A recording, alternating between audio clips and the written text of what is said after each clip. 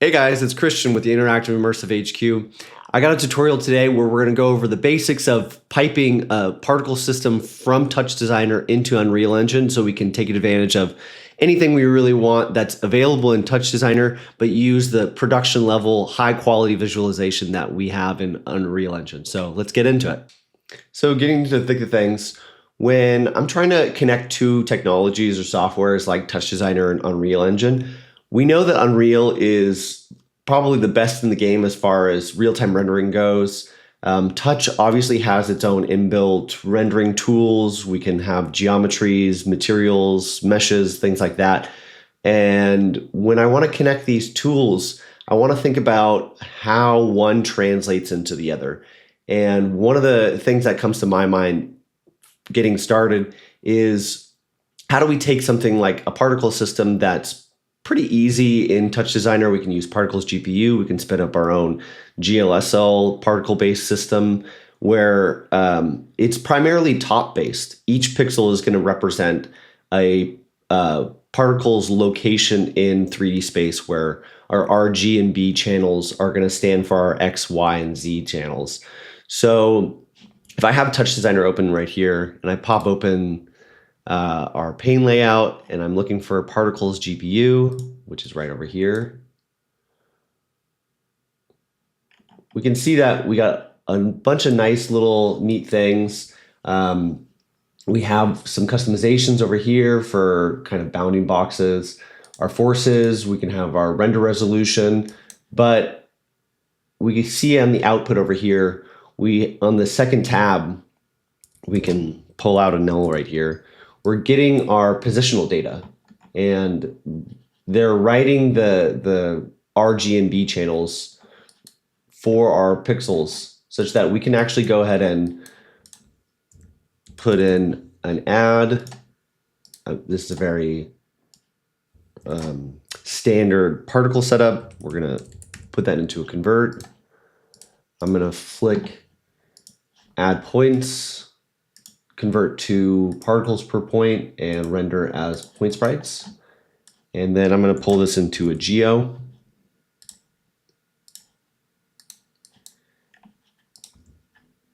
Do a point sprite material right here.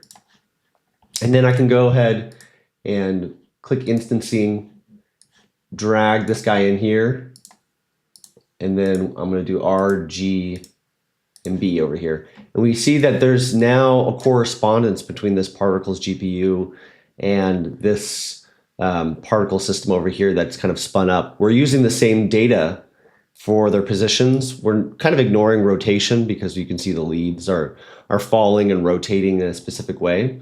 But this is enough for us to kind of play with and see what we can get going. So if we want to go ahead and translate something like our ParticlesGPU texture over here that writes our positional locations, all we have to do is send this over into Unreal Engine, and we have lots of different protocols that we can make use of. We can do spout, which is on the same machine. We could do NDI. NDI is going to be a little bit more latency than spout. Also, it's limited to 8 and 16-bit, whereas we want our 32-bit precision right over here because it's going to give us the maximum amount of range in terms of movement and describing the locations of our particles. So basically, in principle, what we're going to do is we have this null over here. I'm going to pipe this into a spout. And for demonstration purposes, I can also do an NDI out as well. And I can receive these in the same network. NDI in over here. I'm going to pipe these into a switch. Make sure I choose the correct output. So you can see that already this NDI out, we're going to have to change this to a 16-bit over here. We're getting pure blacks, whereas we're getting 0 alpha in this channel over here. So we're already getting some compression artifacts that are happening. And if I pull this over and I pull this null in here, Now there's absolutely no change, even though we're reading in this siphon spout, and we're getting 32-bit float, which is the exact texture format as what we're piping out. But if I change the switch over here to a 1, now we're seeing a demonstrable difference between our particle system, between our spout and our NDI. And so this is kind of demonstrating that when we want to read particle locations, we need the full 32-bit format. And so we're a little bit constrained in terms of how we can send and receive that format. So the tool we're going to use today is All4Alive. It incorporates NDI and spout into Unreal Engine, so we can use TouchDesigner's inbuilt tops to do basically what we want. There was a tutorial that Elpers did a few years ago, but that was using Unreal Engine 4, and obviously Unreal Engine 5.5 is released. So it's good to kind of refresh as well as see it as a good entrance into how we interact with these two different softwares. So we're gonna go over to the download page of All4Alive. We're gonna use Media Production Toolkit for Unreal Engine. I'm gonna select 5.5, and then there's only one plugin version, and I'm gonna click the zip to start to download it. So after downloading the OWL plugin, we need to go ahead and locate our Unreal Engine version number, and then the engine and then plugins directory. And we can just go ahead and drop this guy into the plugins directory. Then if we have a fresh Unreal Engine 5.5 project, we should be able to go into edit plugins and then type in off. And we should see our plugin right here. We're gonna click this on, and then we're gonna have to restart. So once we've restarted our project, we should get this All4Alive little tab up here, as well as if we wanna click the Place Objects tab, we should see All4Alive as well. And we can go ahead and say, we're gonna look for OWL Spout Receiver Manager. We can place that down, and we can go into the Spout Receivers tab, click Add. We're gonna click Active, and we're gonna have to go ahead and create a render target. So I'm gonna just create a new folder called RT, and we can go ahead and look for, where is it?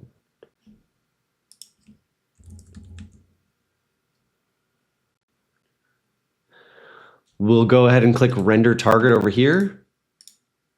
I'm gonna name it RT Spout. We're gonna go into the render target, also look for RT Spout, click that, and then we should be able to see TD Siphon Spout Out, which is the same name as what we're outputting in TouchDesigner. And if you're getting something that's just purely black, that's okay. Just double click it and you should get a refreshed version of what's being spouted out. And we can go ahead and check that our resolution is correct. The output resolution was 640 by 640. And then our render target format is the correct 32-bit precision, 32-bit float format. So I've gone ahead and removed the floor and then also reduced the amount of particles in our ParticlesGPU. All we have to do is just go into the ParticlesGPU tab, and then I changed the max particles down to 4090. So we're gonna get a 64 by 64 resolution for our texture. If it's 640 by 640, that's a lot of particles.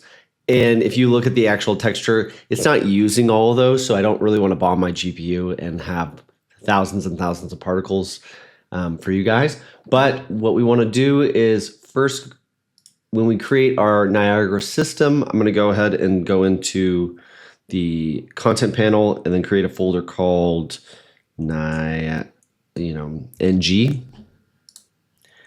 And then I'm going to go ahead and create a Niagara system. I'm going to choose minimal. There we are. Create. NG spout.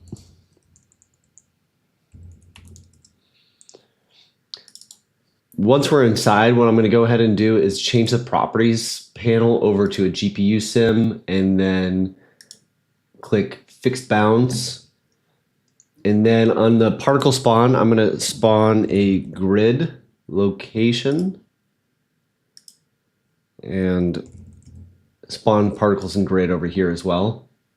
And I'm going to do this by 64 by 64. So that's matching how many particles we have in our array or in our texture.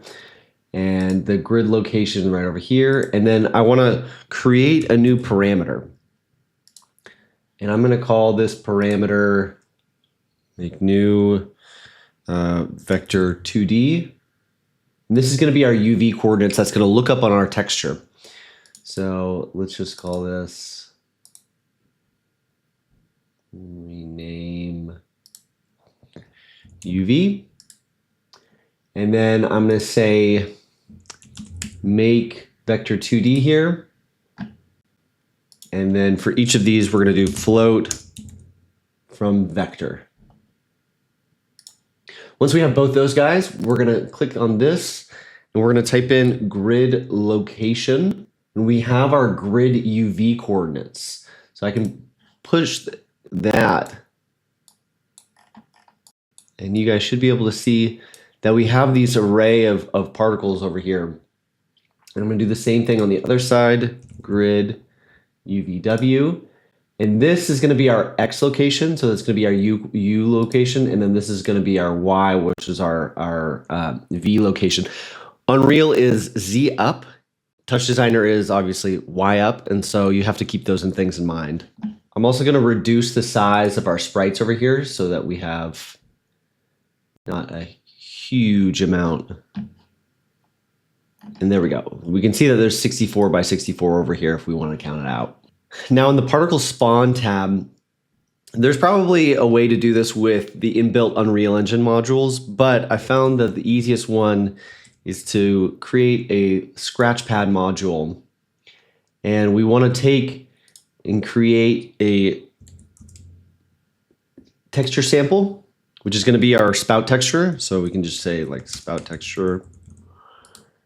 And then we're going to create a vector 2D, and these are going to be our UV coordinates. So I'm just going to say UV right over here. And then we're going to say texture sample 2D. And we're going to pull in our UV coordinates over here. And just for sanity's sake, so that we know what's going on, we're going to get color values over here. So in our Scratchpad, let's go ahead and just type in particles color. So we're going to set the color from our texture lookup. We're going to hit apply and then go into system overview. If we click on our Scratchpad right over here, we have an ability to look up the texture. So we can say RT spout, which is our spout texture.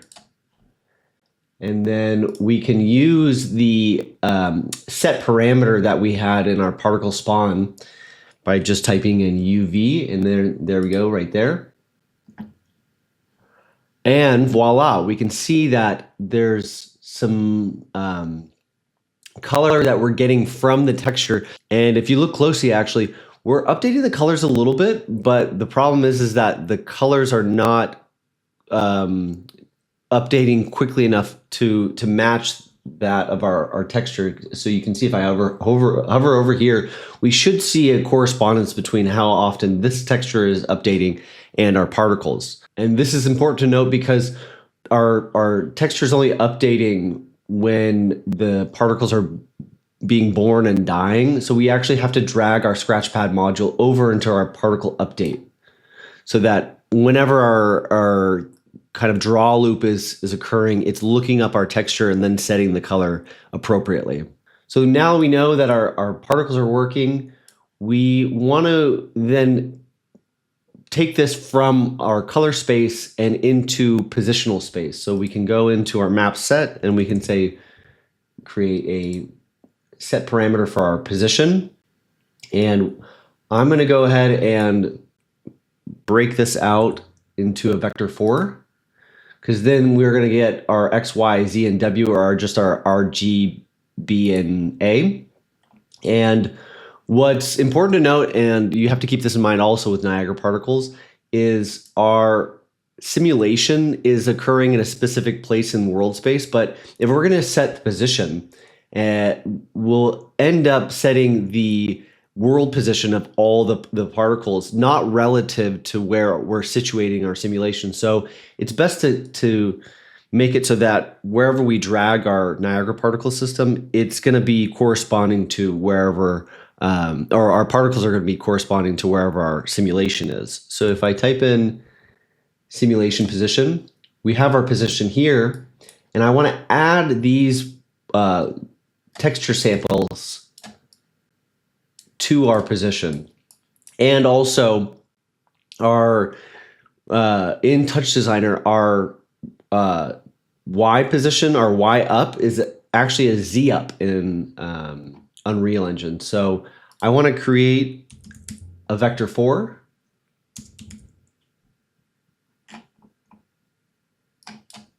Vector 4. And I'm going to go drag X to X, and then Y is going to go to Z, and Z is going to go to Y. And now we have our vector 4 that's appropriately transforming our axes. And from there, I want to drag out my simulation position. I'm going to add, and I want to add the output of our vector 4 onto our simulation. And if we hit apply, you can see that there's some issues going on where, you know, these are all kind of clumped together. And the reason for that is that our geometry space is actually just really small. And so Unreal Engine is working on like the scale of like hundreds, whereas TouchDesigner is usually in its geometry is about, 1. So if we go back into our TouchDesigner project, I can just go ahead and pop a math onto the end of this. And this is probably the simplest approach for applying our,